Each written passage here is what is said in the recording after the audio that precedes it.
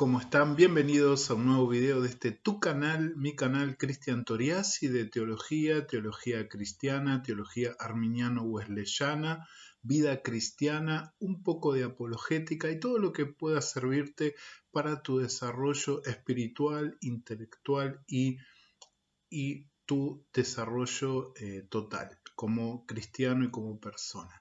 En esta oportunidad voy a cortar un poquito la línea que estaba siguiendo en cuanto a los videos que estaba levantando para introducir algunos temas nuevos que considero que pueden ser útiles para ustedes para entender un poco más algunos aspectos de la teología cristiana.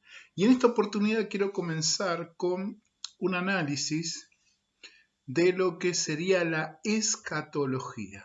Estamos en un momento en que vemos por todos lados en el contexto cristiano y también en el contexto no cristiano de otras religiones o de otras denominaciones no evangélicas, donde vemos una revolución en cuanto a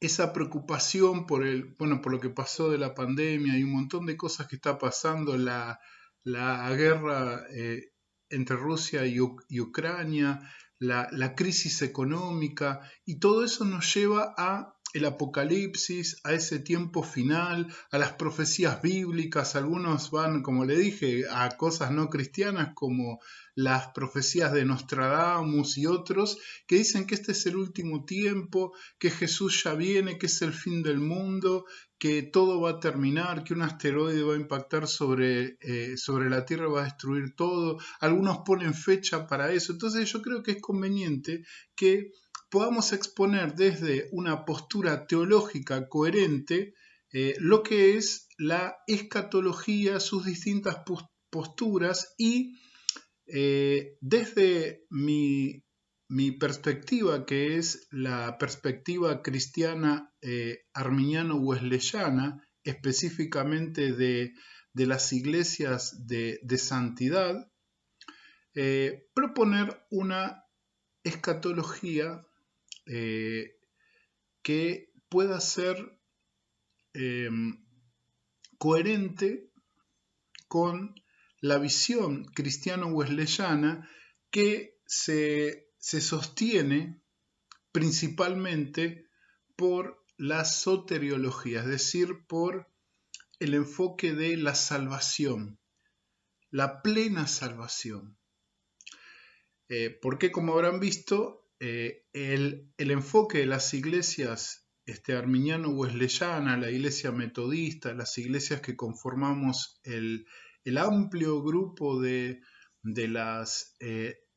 movimiento de santidad, para decir la denominación donde yo estoy, la iglesia del Nazareno, tenemos un enfoque teológico central en la soteriología, es decir, en el desarrollo teórico y práctico de todo lo que tiene que ver con la salvación, porque entendemos que el propósito fundamental de Dios en su revelación de ser un Dios de amor es de salvar a aquellos que han sido alejados por el pecado por medio de su Hijo Jesucristo.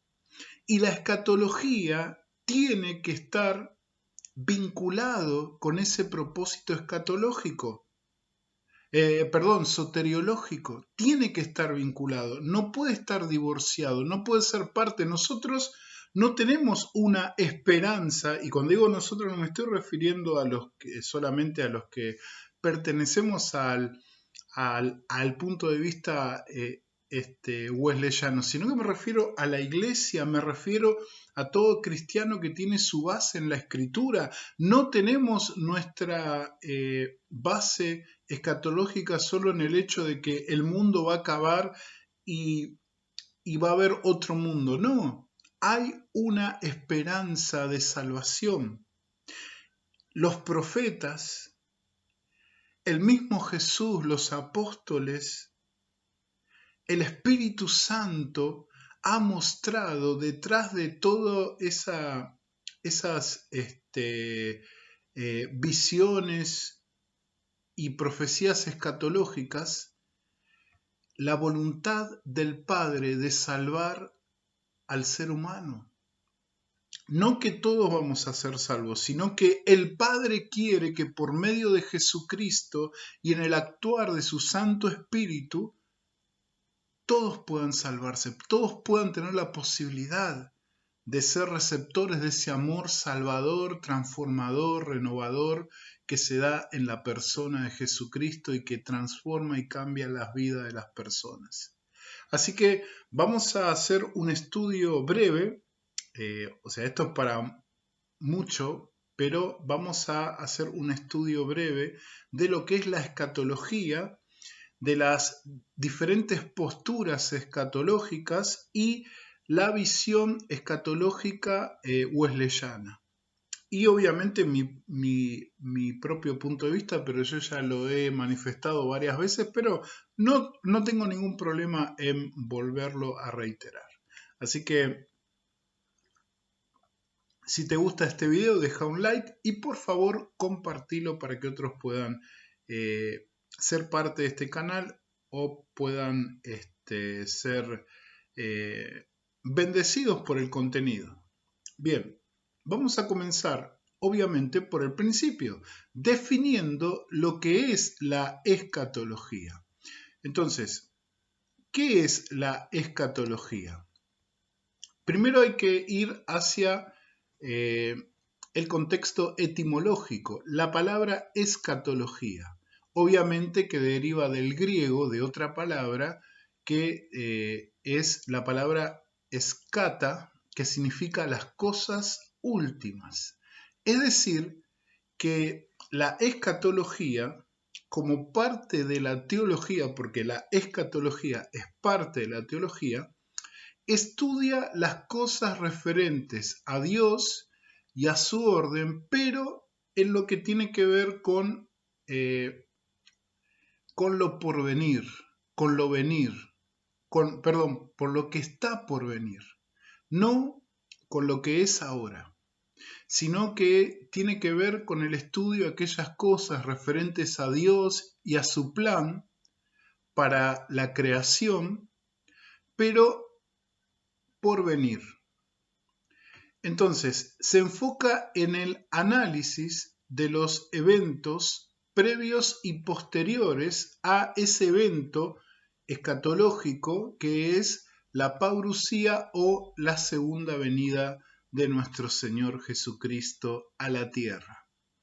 Tiene su característica propia en el acontecimiento de Cristo. O sea que la escatología no se refiere solamente como popularmente se piensa al fin del mundo. No, el objeto central de la escatología es nuestro Señor Jesucristo, ya que se considera como la presencia personal de Dios en la tierra y también la persona de Cristo como la anticipación de esa manifestación futura de Dios en la tercera persona de la Trinidad, que es el Espíritu Santo.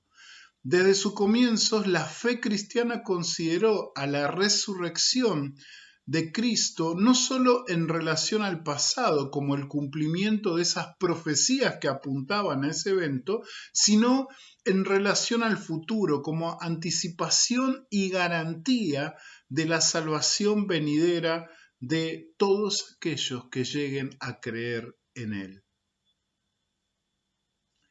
Bien, vamos a ver la relación que hay entre la escatología y la cristología. La escatología entra en relación con la cristología de acuerdo a la soteriología, es decir, a la salvación humana gracias a las obras de Cristo.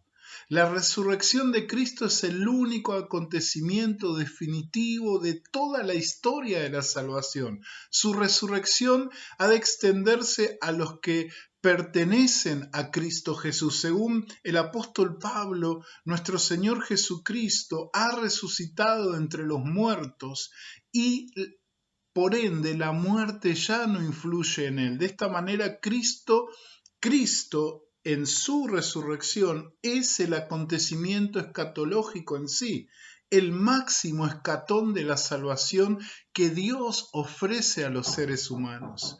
Ahora vamos a ver la escatología en relación con la antropología.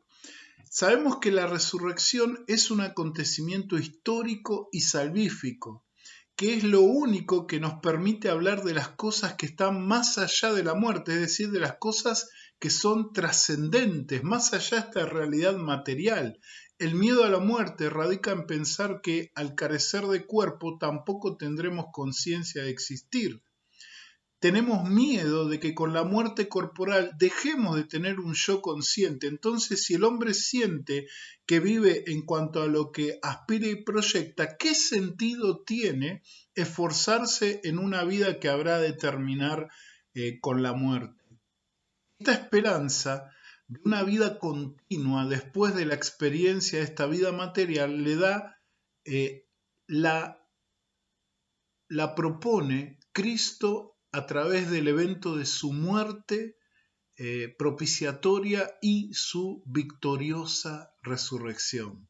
La antropología humana hace del hombre un ser dual, un ser de cuerpo y alma, y es justamente la concepción antropológica la que permite y hace posible la escatología, porque se necesita de un ser integral como el ser humano para poder trascender a la muerte y resucitar tal como está prometido y tal como está expresado en el evento de la resurrección de nuestro Señor Jesucristo.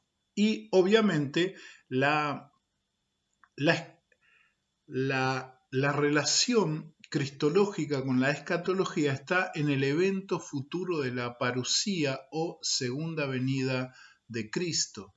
Parusía deriva del término griego pareimi, que significa estar presente o llegar.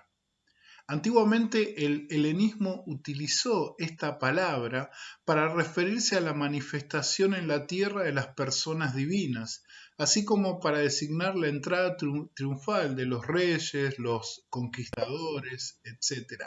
Parusía responde a la venida de Cristo o a su venida gloriosa. Parusía es la manifestación espléndida de la gloria de Cristo y la revelación completa de ese misterio, tanto en el mismo Señor Jesús como en quienes lo esperan y aman esa venida gloriosa. Bien, ahora después en otro video vamos a ver la muerte como un evento escatológico.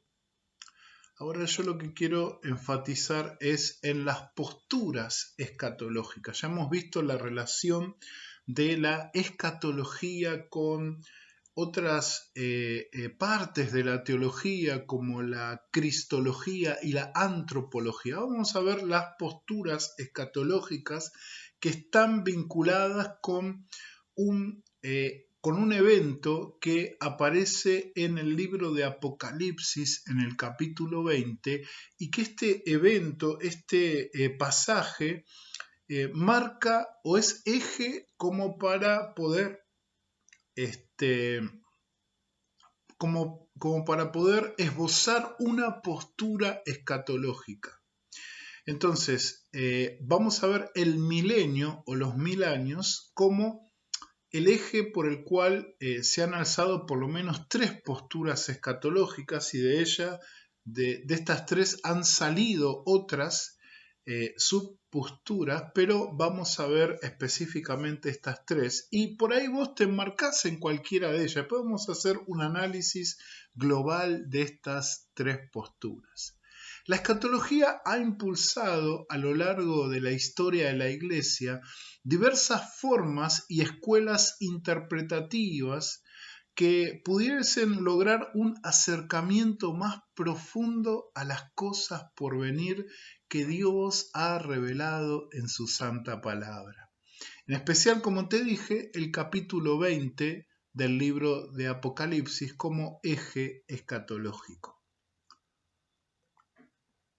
Ese capítulo describe así te lo escribo bien por arriba y resumido, el encarcelamiento de Satanás por 1000 años en el abismo, la resurrección de los justos, el establecimiento de tronos o autoridades y el reino de Cristo con sus santos por 1000 años.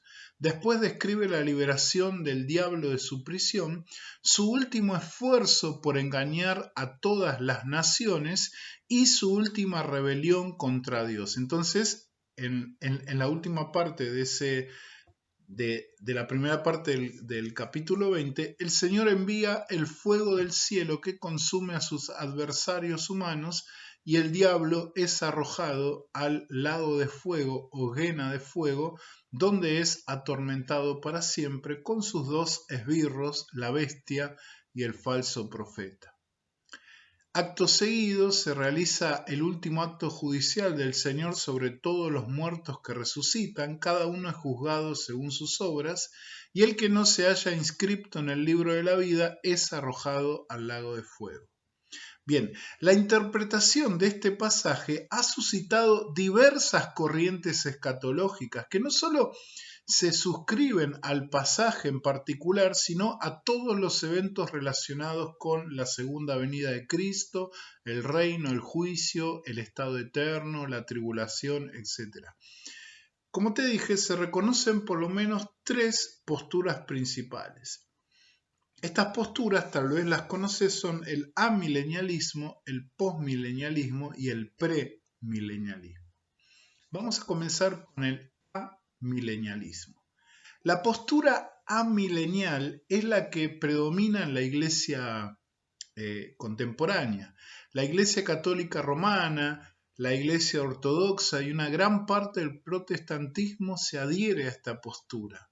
El origen de esta postura suele atribuirse a Agustín de Hipona, que vivió entre el 354 y el 430 después de Cristo. También fue el punto de vista de Martín Lutero y Juan Calvino. El amilenialismo es una postura escatológica que de manera general enseña que el milenio de Apocalipsis 20 del 1 al 10 se refiere al tiempo presente de la Iglesia, donde Cristo está reinando en su trono celestial y que ese periodo indefinido va a terminar en algún momento con su segunda venida a la tierra. Más o menos el orden y la naturaleza de los eventos según el amilenialismo es como sigue. En primer lugar, el gobierno actual del Mesías en un sentido espiritual. Y en segundo lugar, la segunda venida de Cristo. En tercer lugar, conjuntamente con su venida, habrá una resurrección general y todos los cristianos recibiremos al Señor en el aire. Los enemigos, en cuarto lugar, de Cristo serán vencidos y será celebrado el juicio final. En quinto lugar, finalmente el mundo actual será destruido por fuego y los justos pasaremos a habitar en el cielo nuevo y la tierra nueva por toda la eternidad. Hay obviamente argumentos de peso que sostienen esta postura. Cristo en esta postura es el verdadero Israel de Dios, de lo cual el Israel étnico del antiguo pacto era solo un tipo o una sombra, ¿no? Así se entiende Israel desde esta postura. Como la iglesia está unida a nuestro Señor Jesucristo, la iglesia también debe ser considerada como el Israel de Dios. La iglesia es el único pueblo de Dios en el nuevo pacto, no ya Israel, sino la iglesia. Y está compuesto tan solo de los creyentes en Cristo, tanto entre los judíos como de los gentiles. Y hay algunos pasajes que proponen para sostener esta postura, como Romanos 2, 26-29, Romanos 4, del 9 al 12, Romanos 11, del 17 al 24, y Gálatas 3, 14 al 16, y Efesios 2, 11 al 22. La segunda venida de Cristo será un único evento, y al decir esto, obviamente se deja de lado la postura del rapto premilenial, el rapto pretribulacional, o sea, hay una sola venida gloriosa del Señor Jesús, conjuntamente con el arrebatamiento, ¿no? Eso ocurre al mismo tiempo. Es lo que se conoce en escatología como post-tribulacionismo, es decir, el, el arrebatamiento de la iglesia después de la tribulación. La manifestación del reino de Dios prometido en el antiguo pacto haya su cumplimiento en la persona de nuestro Señor Jesucristo. Este tendría dos etapas fundamentales, la siembra en su primera venida y la cosecha en su segunda venida. Los autores del Nuevo Testamento interpretaron muchas profecías del Antiguo Testamento acerca de los postreros días como cumplidas plenamente en Cristo o en la Iglesia, ya sea en la primera venida o en la segunda o en ambas, presentadas como un solo evento. Y acá proponen pasajes como Amós 9, 11, 12 en relación con Hechos 15, 14 al 18 e Isaías 65, 17 y 66, 22 con Apocalipsis 21, 1. En esta postura, el libro de Apocalipsis puede ser explicado como un conjunto de visiones que, aunque suceden una detrás de la otra, representan un paralelismo progresivo que atraviesa toda la dispensación desde la primera venida de Cristo hasta su retorno en gloria. El capítulo 20 de Apocalipsis, al igual que el resto del libro, está lleno de símbolos: la llave del abismo, la gran cadena, el dragón, la serpiente.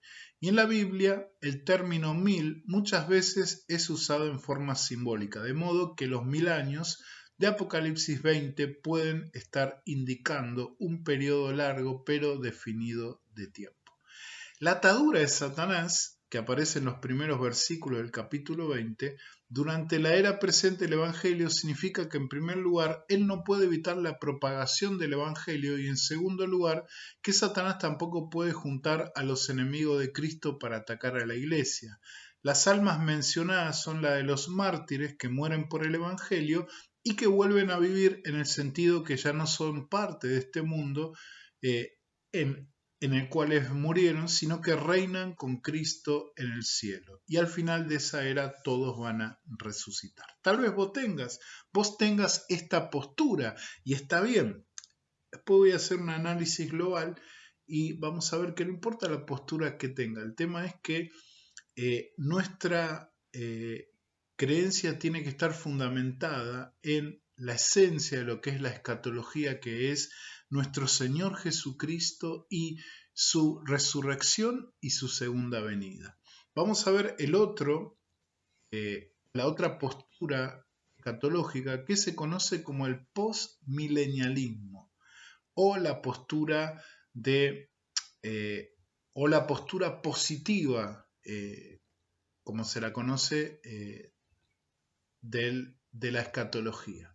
El postmilenialismo sostiene que nuestro Señor Jesucristo establece su reino en la tierra a través de la predicación y su obra redentora en el primer siglo y que Él equipa a su iglesia con el Evangelio, la capacita por su Santo Espíritu y le encomienda la gran comisión de discipular a todas las naciones. El postmilenialismo espera que eventualmente una vasta mayoría de los seres humanos que están con vida sean salvos por la acción de todo lo que describí al principio. El éxito creciente del Evangelio va a producir gradualmente un tiempo en la historia anterior a la venida de Cristo en la cual la fe, la justicia, la paz y la prosperidad van a prevalecer en los asuntos de los seres humanos.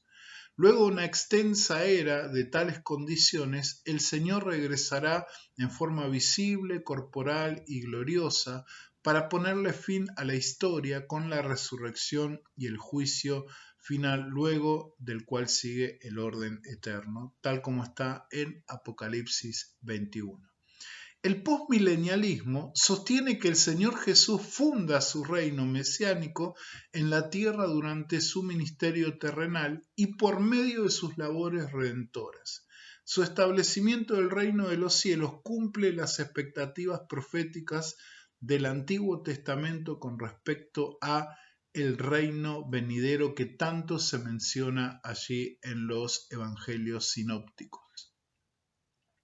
La naturaleza fundamental del reino es esencialmente redentora y espiritual, antes que política y material.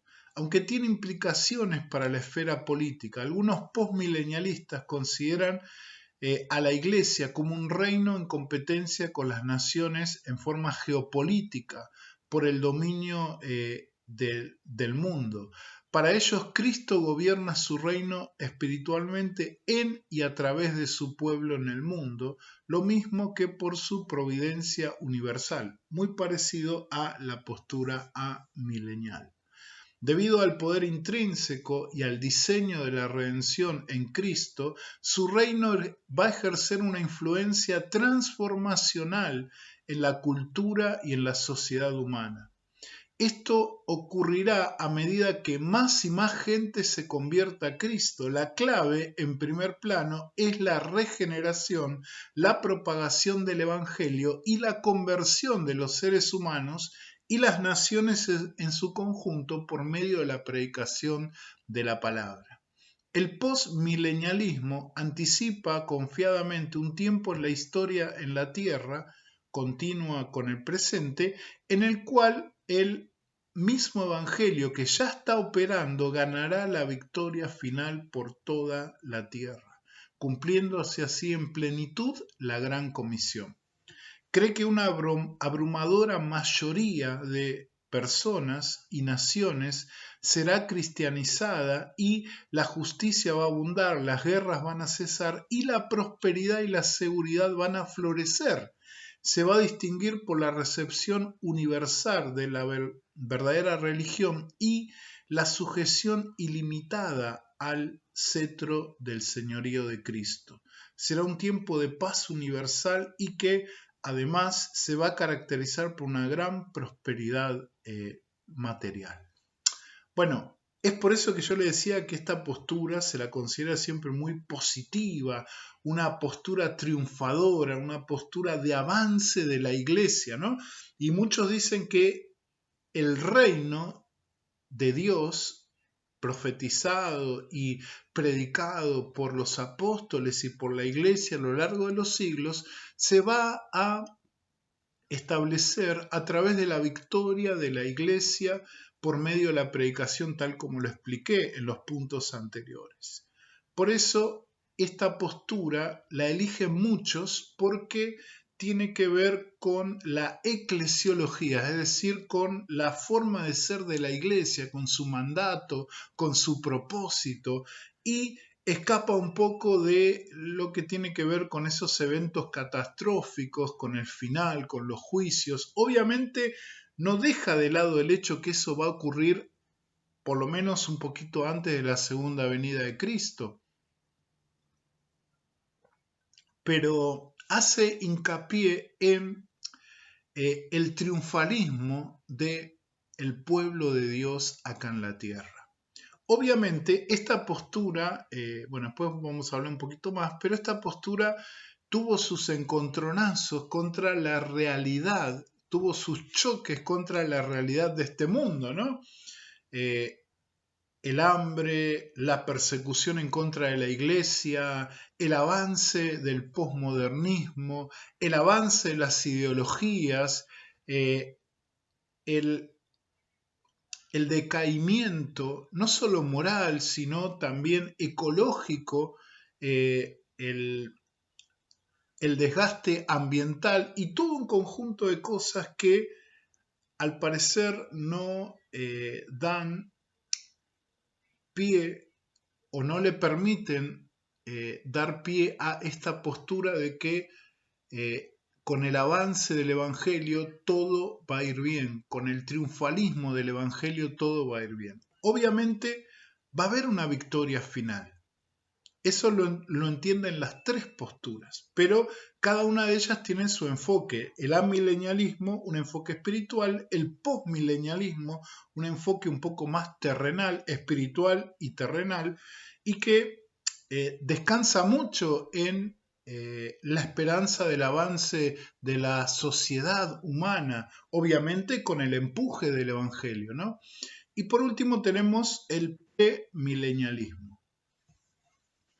Este era el criterio de la Iglesia, el criterio escatológico de la Iglesia en los primeros tiempos. El premilenialismo era sostenido por los padres de la Iglesia como Papías, Tertuliano, Clemente de Roma, Bernabé, Policarpo y Justino Mártir, entre otros.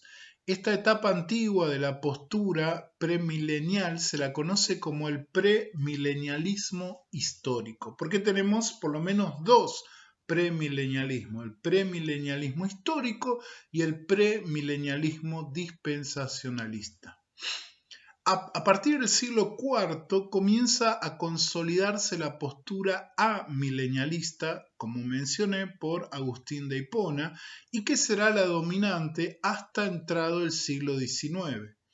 El premilenialismo regresa en el siglo XIX y comienza a popularizarse hasta los tiempos actuales. En general, el premilenialismo enseña que la segunda venida ocurrirá antes del reino del milenio que anuncia Apocalipsis 20. El regreso de Cristo a la tierra será el final de un periodo de 7 años de tribulación que precederán al reino de Cristo. Esta postura sostiene que el reino del milenio será literal, físico y terrestre, no espiritual, no alegórico, no va a ser el avance de la iglesia, no, va a ser un reino literal con Jesús allí en Jerusalén, reinando en su trono tal como está prometido en las Escrituras. Según este enfoque escatológico, el reino de Cristo no será establecido por la conversión de almas durante un amplio periodo, sino que de forma súbita, con todo el poder de la gloriosa segunda venida o parusía de nuestro Señor Jesucristo. La atadura de Satanás y sus demonios será literal. Esto significa que el enemigo y sus ángeles, y yo les recomiendo leer Isaías capítulo 24 del verso 21 al 23 para entender que no solo Satanás va a ser atado, sino también obviamente todas sus huestes van a ser atadas con él. Así que les recomiendo leer Isaías 24, el verso 21 al 23, que es un texto milenial, escatológico, previo al Apocalipsis, pero que está en consonancia con lo que a Juan le es revelado allí en el capítulo 20 de Apocalipsis. Entonces, Satanás y sus ángeles van a ser anulados en su tarea de tentar y pervertir al hombre por un periodo literal de 1000 años.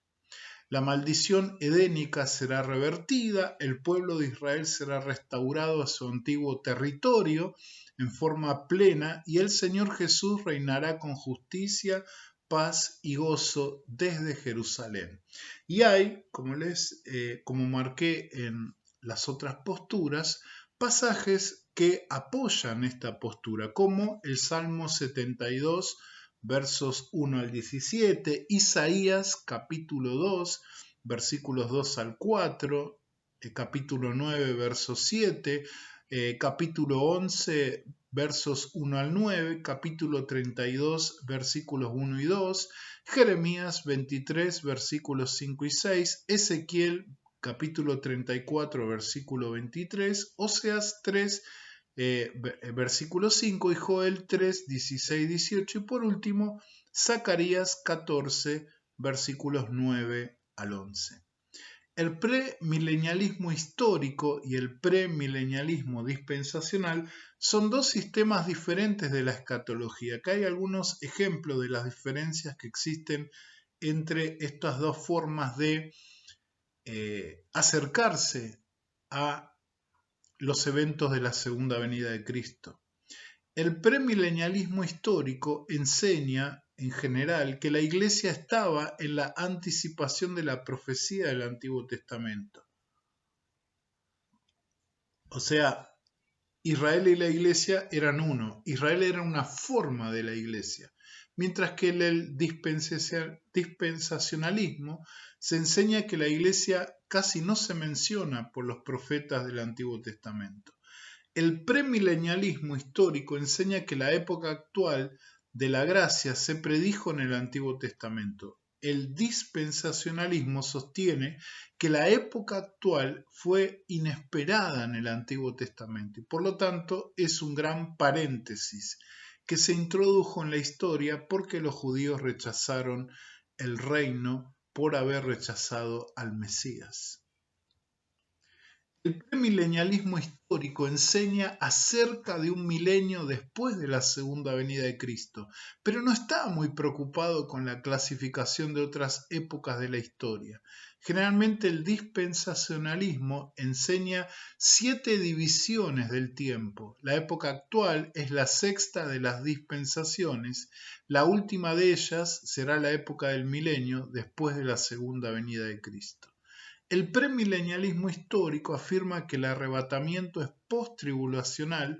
El premilenialismo dispensacional generalmente abarca el punto de vista pretribulacional o el arrebatamiento antes de la tribulación o arrebatamiento secreto. El sistema de interpretación escatológico premilenial en sus dos versiones tiene grandes ventajas en cuanto a lo revelado para entender la consumación del plan redentor de Dios en Cristo Jesús.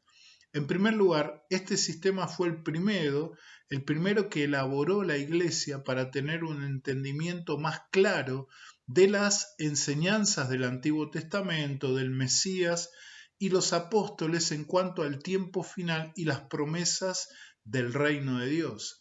El sistema premilenial es el único que interpreta de forma coherente la profecía bíblica, ya que lo hace desde una forma literal. Es decir, que no espiritualiza las profecías del Antiguo Testamento, sino que las coloca en su marco exegético hermenéutico natural. Da lugar al cumplimiento literal de los pactos de Dios con su pueblo Israel y con la Iglesia. El pasaje de Apocalipsis 20 es leído e interpretado de acuerdo a su contexto natural al afirmar su cumplimiento literal y su correlación textual con los eventos que anteceden a ese pasaje, es decir, de Apocalipsis 19 para atrás. Y ahí se enmarca la gran tribulación y Apocalipsis 19, la segunda venida de Cristo. No anula el hecho de que el reino está presente, solo que hace hincapié en la iglesia como parte visible de ese reino que se consumará de forma literal cuando el Señor Jesús se siente en su trono de Jerusalén a reinar. A pesar de estas diferencias en las posturas, que pueden llegar hasta ser antagónicas, sí podemos ver que hay puntos de vista que las une. No importa cuánto avance la maldad en este mundo, ni la hostilidad en contra de la iglesia, al final el Cordero vencerá y nosotros venceremos con él. Y esto está allí en Apocalipsis capítulo 17, verso 14, que dice, estos pelearán, es decir, todos los poderes del mal mencionados allí en Apocalipsis contra el Cordero, y el Cordero los vencerá, porque Él es Señor de señores y Rey de reyes, y los que están con Él son llamados, escogidos y fieles. Uno de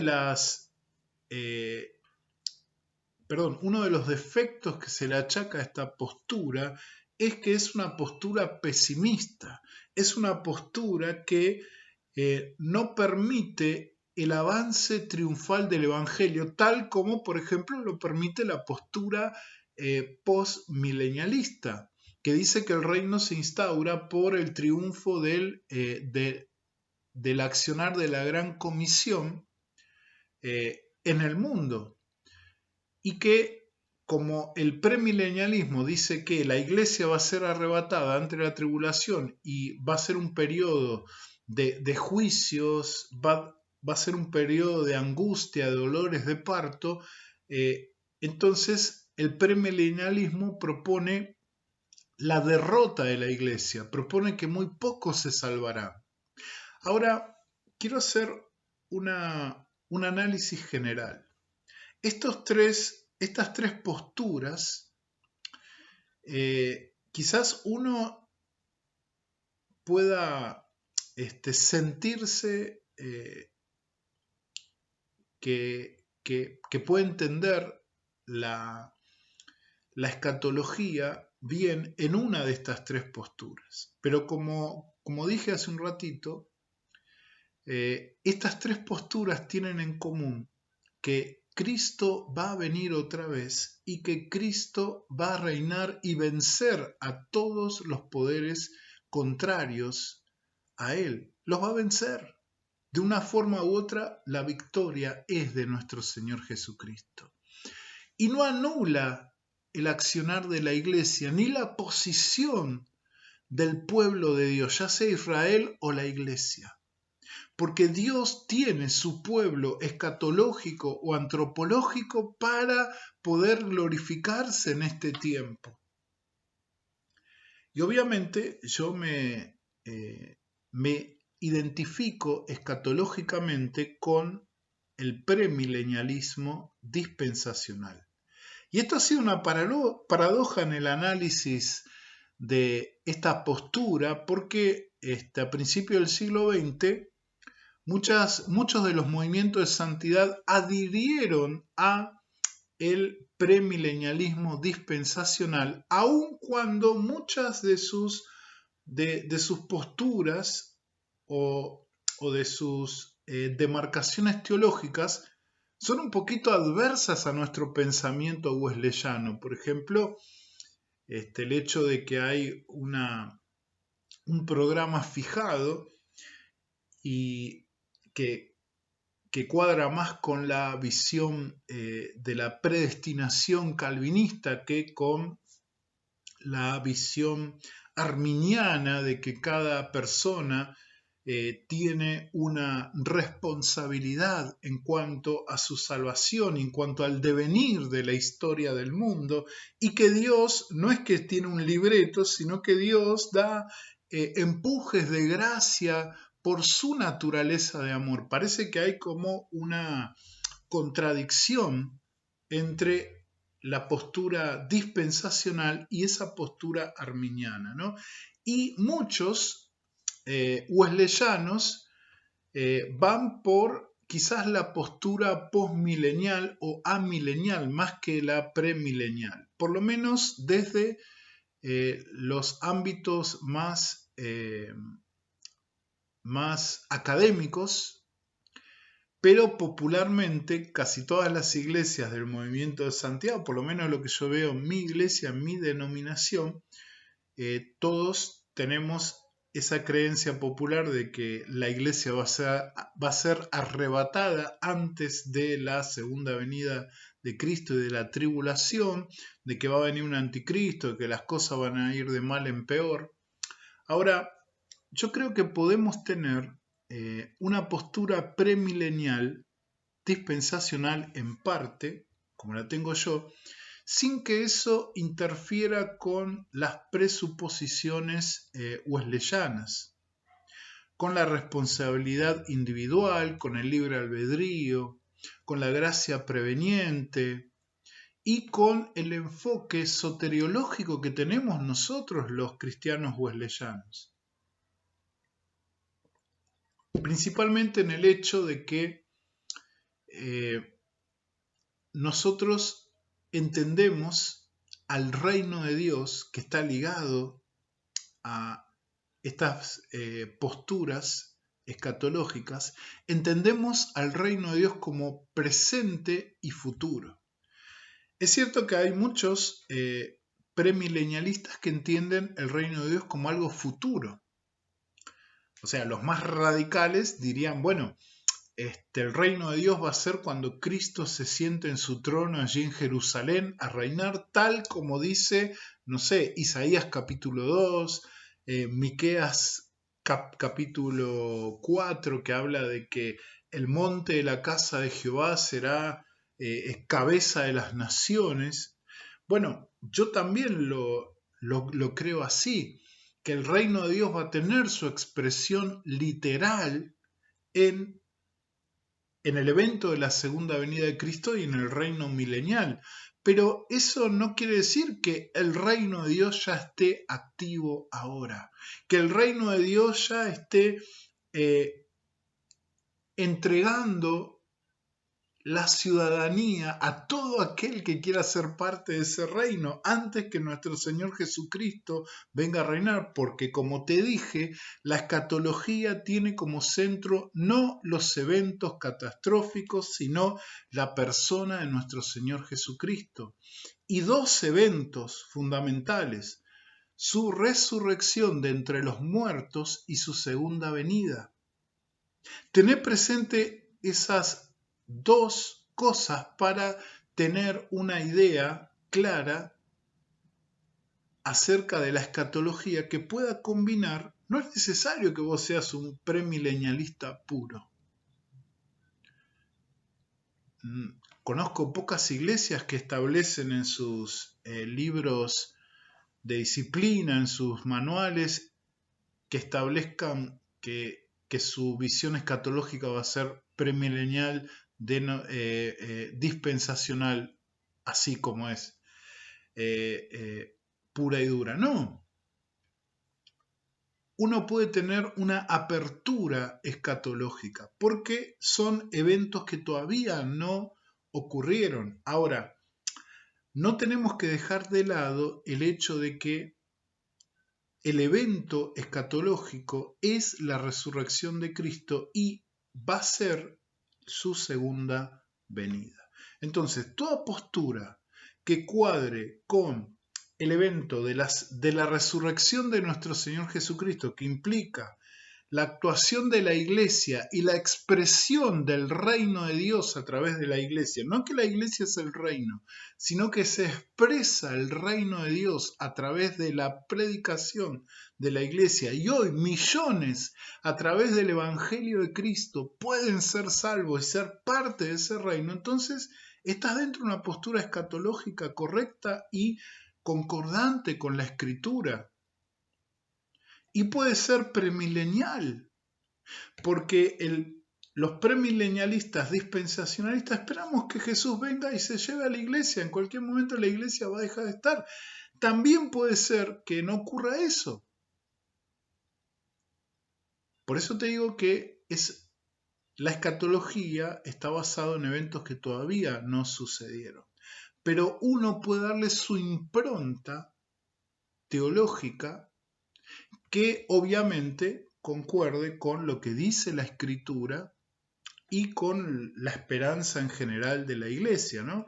No nos podemos ir a extremos o a cosas que no tienen nada que ver con lo que la palabra de Dios dice, ¿no? Obviamente acá queda de lado las profecías de Nostradamus, las profecías de los papas, eso queda todo de lado. Nuestra palabra profética más segura en la escatología cristiana evangélica es la Biblia, la palabra de Dios, tal como dice el apóstol Pedro allí en 2 de Pedro. Bien, vamos a terminar, creo que se me está haciendo largo, vamos a terminar con la postura de Wesley acerca de la segunda venida de Cristo y la postura escatológica. Vamos a ver que los principales adherentes de estas tres posturas que te presenté lo ponen a Wesley dentro de su rebaño, de su redil. No hay un consenso general en cuanto a, en principio, cuál era la postura que Wesley tenía. La doctrina principal de Wesley, de la cual todas las otras doctrinas fluyen, es la soteriología, es decir, la doctrina del final de los tiempos relacionada con la doctrina de la salvación. Eso nos caracteriza a todos los que somos wesleyanos, los metodistas, los que somos parte del movimiento de santidad y otras iglesias wesleyanas, de teología wesleyana. Nuestro centro es más soteriológico que escatológico o catastrófico. Bien, como dato de color, la denominación en la que yo sirvo, la Iglesia del Nazareno, ha resistido de forma resuelta a demandar que sus miembros se atribuyan cierta teoría en cuanto al fin de los tiempos. Le da a los miembros completa libertad en ese asunto y creo que sería esa la postura más correcta. En suma, hay una salvación al final y eso es lo importante y no el cómo este final va a suceder, ¿no? Como te dije al principio, las tres posturas pueden confluir en el hecho que Cristo vence a pesar de todo. Wesley fue bastante incrédulo acerca de la mayoría del entusiasmo sensacionalista que tiende a ir de brazo con la escatología de su tiempo. Los eruditos están divididos en cuanto a cuál de las tres teorías disponibles sobre el milenio se suscribió Wesley. Algunos han intentado categorizar la escatología de Wesley en términos tradicionales y la han colocado en el postmilenialismo, ya que el postmilenialismo ve la cooperación humana en la historia como un punto crucial para hacer llegar el reino de Dios a la tierra. Su entrenamiento anglicano lo hubiera ubicado en la posición amilenialista. Como dijimos, el amilenialismo cree que no hay realmente 1000 años de reinado de Cristo, sino que más bien estamos en un reino espiritual, figurativo de esos 1000 años, en la espera de su segunda venida. Hubo un periodo de tiempo en que Wesley estudió las obras de un tal Johann Bengel, a quien algunos intérpretes lo categorizan como un postmilenialista porque él creía que un reino actual comenzará cuando la Iglesia misma traiga un periodo de paz y justicia en la tierra. En el mejor de los casos, el apoyo de Wesley a Bengel era siempre con cuidado. Algunos otros estudiosos de Wesley mantienen el hecho de que las conclusiones finales de Wesley representan una posición más tirada al premilenialismo, que bueno, tiene una visión de que el mundo va a empeorar hasta el regreso de Cristo. Pero esto, de acuerdo al erudito Randy Maddox, en una lectura errónea de Wesley, la dispensación presente hubiera sido totalmente extraña para Wesley en su contexto, y ya que la dispensación tiende a enfocarse en un pesimismo prevaleciente sobre la condición del mundo, esto era contrario a la visión que Wesley tenía. Por eso una teología del reino consistente, con un fuerte enfoque soteriológico, debe contemplar su realización presente en el quehacer de la Iglesia, bajo la autoridad de Cristo, y construir las bases materiales y espirituales mirando o proyectándonos a la venida de nuestro Señor Jesucristo. En síntesis, no importa la postura escatológica que tengas, el punto es que vos puedas enlazar esa postura escatológica con la persona, obviamente, de nuestro Señor Jesucristo, no los eventos catastróficos, sino la persona de nuestro Señor Jesucristo, su resurrección y su segunda venida, y la esperanza que eso trae al mundo. Teniendo en cuenta, obviamente, todos los demás eventos, no en forma principal, sino en forma secundaria. Bien, después vamos a tratar de profundizar un poco más en estos temas. Creo que yo lo dejé claro, mi postura es en parte dispensacional, débil, porque entiendo que el pueblo de Israel no es el pueblo soteriológico de Dios, sino que es el pueblo antropológico, por lo cual tienen que cumplirse las profecías bíblicas del Antiguo Testamento que hablan de su restauración completa en manos del Mesías, y el Mesías es Jesús. Y por otro lado, como wesleyano, no creo en las dispensaciones, sino que entiendo que hay una progresión del revelar de Dios eh, en las diversas etapas de la historia de la salvación. Entiendo que hay una historia de la salvación, pero no creo que haya una dispensación puntual, no sé, la dispensación de Adán, de Noé, no, sino que es una historia continua y progresiva hasta Cristo y de Cristo hacia el final. Y que lo central es la predicación del Evangelio, el llevar a muchas personas al conocimiento de la verdad, a experimentar a ese Cristo de poder que quiere que nosotros seamos libres de los lazos del pecado y que estemos con Él en la eternidad, ya sea que dejemos este cuerpo y nos encontremos con Él, o Él venga a buscarnos, o Él aparezca en su segunda gloriosa venida. Más o menos esa es la postura que yo tengo y que está centrada en la postura wesleyana, pero también en la postura premilenial dispensacional. No veo, en mi parecer, contradicción entre una postura wesleyana y la postura premilenial dispensacional, teniendo en cuenta esos reparos que yo le hago a la postura dispensacional, ¿sí? Eso es por mi parte.